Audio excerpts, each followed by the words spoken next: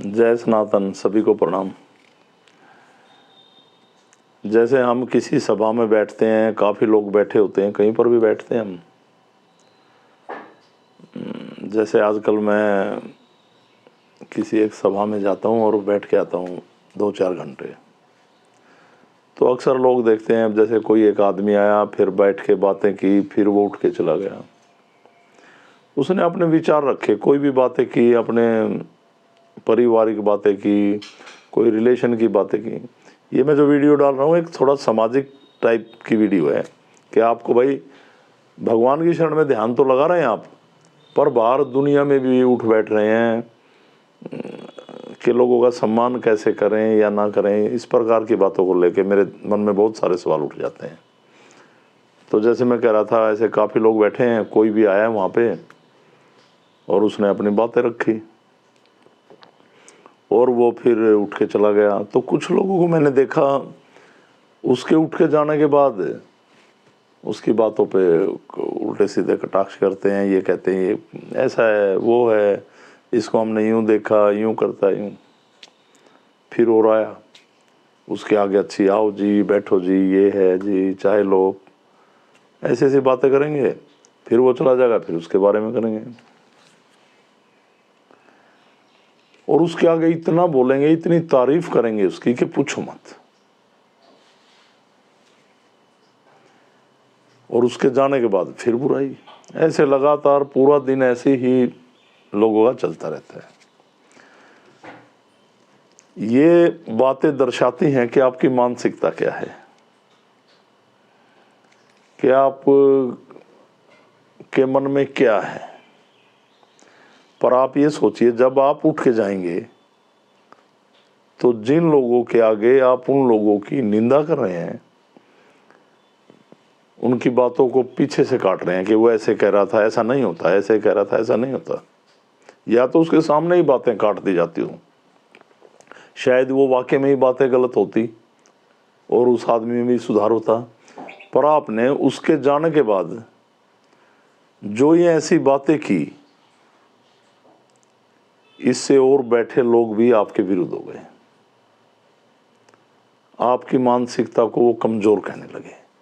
जब आप उठ के गए तो आपके बारे में जितनी आपने दिन भर किन्हीं भी लोगों की निंदा की, उनके बारे में उल्टी सीधी बात की, उससे कई गुना बातें आपके बारे में हो रही होंगी। देखिए, आप कहीं भी बैठते हैं सभा में, जो भी लोग आते हैं, ध्यान से बैठकर चुपचाप पहले उनकी सारी बातें सुनिए। और कहीं सभा में, पब्लिक में बैठने का अर्थ यही है, तो आपने पहले पूरी बातें सुनी। अगर आपके दिमाग में कहीं भी कोई बातें पिंच कर रही हैं, चुभ रही हैं, तो आप उनका उसी समय, कई ऐसी बातें हमारे दिमाग में बैठ जाती हैं और उन बातों को लेके हम दिन भर सोचते रहते हैं और अपनी मानसिकता को कमज़ोर कर लेते हैं, अपनी बुद्धि को, अपने दिमाग को भारी करके आते हैं घर पे। तो उसी समय उन बातों का उस आदमी के होते हुए क्यों ना पूछ लिया जाए, भाई ऐसा क्यों है, आपको क्यों परेशानी है, ऐसे क्यों कह रहे हैं आप। ये बातें हैं कुछ नहीं जो मैं कह रहा हूं, पर ये बातें बहुत बड़ा रूप ले लेती हैं, क्योंकि आपने जिन लोगों के बीच में कहीं वो उस आदमी को कहेगा, उस आदमी के अंदर आपके प्रति मैल भर जाएगा और हो गया काम खराब। तो जहाँ भी जाएं, बैठें, पूरी बातें सुने, उनका निचोड़ निकालें। अगर आपको कुछ बुरा लगता है तो उसके सामने ही बोलें। तो मेरा मेन उद्देश्य ये था, ये बात कहने का, कि जो भी कहना है आपको, सम्मुख सामने आके निडर होके उन बातों के सवाल जवाब करें, उनसे पूछें। और सबसे बड़ी बात तो है, जो बात आपको ठीक नहीं लग रही उसको अवॉइड करें, अपने दिमाग पे ना रखें। वो कह गया तो अपने लिए कह गया, आपको क्या कह गया। इससे हमारी मानसिकता कमज़ोर होती है और हमारी ज्ञान इंद्रियों पे बहुत असर पड़ता है। आप अपने में मगन रहें, मस्त रहें, जहाँ भी बैठें, औरों की बातों पे ज़्यादा ध्यान ही ना दें।